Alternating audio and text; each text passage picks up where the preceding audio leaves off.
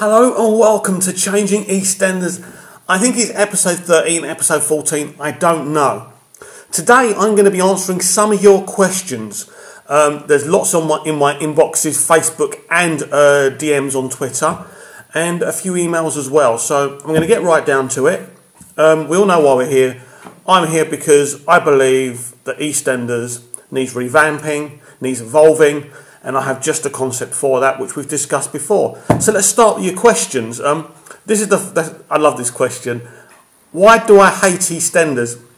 Right, I don't hate Eastenders. I love Eastenders. I just don't like what it's become. It's trying to aim at the less intelligent faction of the audience, and I hate that. I hate the fact that a lot of the intelligent members of the audience that used to watch EastEnders have gone now, and that's a sad thing for me. EastEnders was such a beautiful thing when it first started, dealing with social events, the drama, people like Den and Andrew. These were brilliant. These were brilliant things, but yeah, I loved what it was, but I just don't like what it's become. I don't want you to misunderstand me. I'm glad that Dominic Treadwell-Collins is the showrunner, because if he wasn't now, and if he still had Lorraine Newman, the show would have been in even worse state. I mean, Dominic Treadwell-Collins has just given some great ideas. Who Killed Lucy was brilliant. He's done some great things. But in my eyes, he's also done things that baffle me. And he's taken the show at times to a direction that personally, creatively, I wouldn't dare take it down. Not because what he's doing is brave and bold. It just doesn't make sense to me. The sense of Denise Van Outen.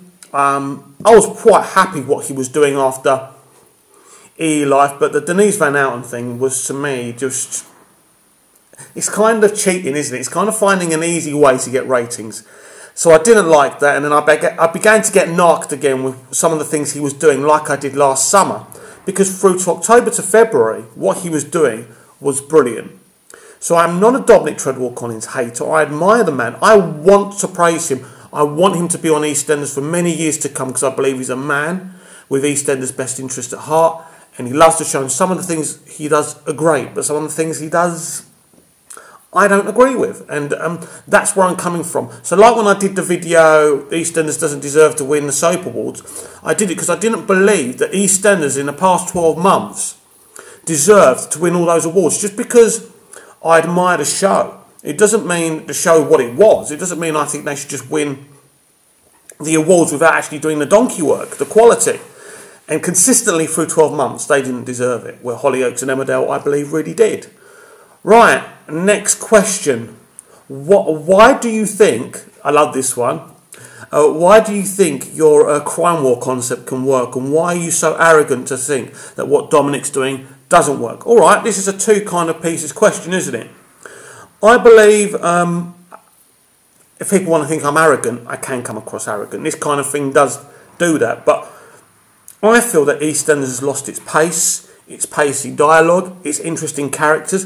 I don't believe, up until Vincent came in, I don't believe they created a good original character, really, since Max Branning and Stacey and people like that, when obviously Deirdre Santa was the EastEnders showrunner, which I believe is the last great era of EastEnders.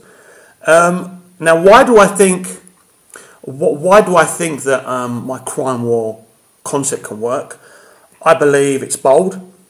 It'll be fast, it'll be exciting, it'll be violent, there'll be battles, but also there'll be emotional tugs of war. And then you're, as I've said billions of times before, having the soapy stories as a backdrop kind of sometimes will take you away from the ferocity of the crime war and the battling and all of that. And I believe that EastEnders potentially, it's a great way for it to evolve, to change for the future. Everything needs to change for the future cultures and the future mentality. We all want things to stay the same because we're uncomfortable with change. Even people who say they're not uncomfortable with change are lying. Even I'm uncomfortable with change.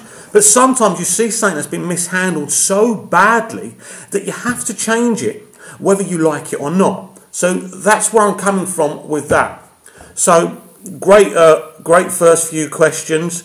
Right, this is another great one. Who would I get rid of if I was running EastEnders? This is an interesting one, isn't it?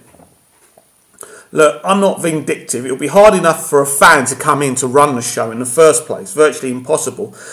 People wouldn't want me there. Let's be honest about it. So the last thing you want to do is go, right, I'm going to get rid of this one and that one. But also there's issues.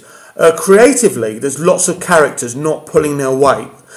In the sense of the actors, it's not about the actors. It's about the characters and the way they're developed and the way they're written. And that's where the problem is with EastEnders, and has been for over a decade now. I wouldn't necessarily come in and get rid of people. There's some people I would. I think I look at it and there's certain people that I think I just couldn't work with, not as actors but as characters. But there's no one really in my mind I say, yeah, I'd definitely get rid of them. I think it would be, it's like a lot of people wanted Kim to leave when Dominic first took over. But look what he's doing with her now. He's given her this great Vincent storyline, and she's evolving as a character. It may work, it may not work. The proof of the pudding is in the eating. If she's still not an effective character, and I'm afraid Tamika will have to go, and that's just one of those things, really. But she's a great actress. I mean, when she did the live episode, that was amazing. That proved what a great actress she was. So it's not a case of having in my mind who I would get rid of. I'd want to work with people. I mean, definitely someone like Fatboy, I wouldn't get rid of him, but I certainly want to work on giving him more of an origin story, if you like. Make him, again, a really brilliant actor, comes across as a great lad, but you need more meat to the sandwich. Fatboy is obviously kind of a comedy character, but you just can't be a comedy character. A character like Tam, again, wonderful actor, but not giving enough meat in character development, really, to make him interesting enough for me. He's not interesting enough for me when I watch him. I get quite bored watching him. And that, again, is not the actor's problem. It's in development. It's in the writing. That's where it all falls down, and that's where it all goes wrong. So, another great question. Now, who would? This is. I think this might have to be my last question. But who would I bring back? Well, you know, I would bring back Chrissy Watts. You know what I'm doing. She's the main point of the story. But Zoe Slater would be the other one that I might have not mentioned to you. I'd definitely bring Zoe back. I love the actress. I know there's been statements from her in the past that she wouldn't come back. But I'd be offering her something really unique and something special. And she will be part of the solution of the crime war. Not that there'll be a happy, clappy solution, but she's going to be the hero coming in. In my mind, since Zoe's been away, she's had this great journey of discovery, and she's, as I've said to you before, if you if you read what I say or if you watch the videos, that she's learnt martial arts, she's learned to quiet her mind, and she's really been around the world, especially around Asia, and she's changed as a person and as a character. So when she comes back and she's in the middle of this crime war, she's disgusted and she wants to fight and she wants to lead the resistance. To me, she's a very interesting character. And she comes back with a couple of people that we haven't met before as well. Again, which will make her more interesting. And the actual story, it will bring the story forward a lot more. So definitely, she will be, if it was up to me, she will be back, and I've got some great ideas for her. So this is one more quick question. You've criticised, as in me, that Lacey Turner, aka Stacey, has been on the bench, hasn't had enough screen time, too much involved in other people's stories, but not having her own. What story would you give Stacey? Well, she's such a good actress, and anyone who's seen her dealing with past storylines, or in Our Girl, which was this. There's been 2 series now, and she's been fabulous, and she's proved what a quality actress she is. And when I see quality creative talent, actors, performers, and they're not being given what they deserve to be given, as much screen time as possible in a quality way, that upsets me, and that hurts me I'm an amateur writer, but I still feel the pain of an actor not being given the story, the meat, whatever you want to call it. Haven't got long left, but I have got an idea for her, and it's something that I think would be more interesting because of her mental illness. I want to see her struggle a bit more with that, and maybe get a worse case of that, and then maybe her come out the other side and maybe help want to work with other people in that situation and discover the world of mental illness more, so we can feature it more on the show. Now, soaps have dealt with mental illness, but they deal with it through the character, and then it's all kind of forgotten. It's all kind of quick and easy. And I really want to delve into mental illness and what it's like and how society deal with it, rather than just toddling through it and saying, oh, well, that's it. It's like a cold, we made it better now. All I've got time for, we're going to do your questions again. See you later. Bye-bye.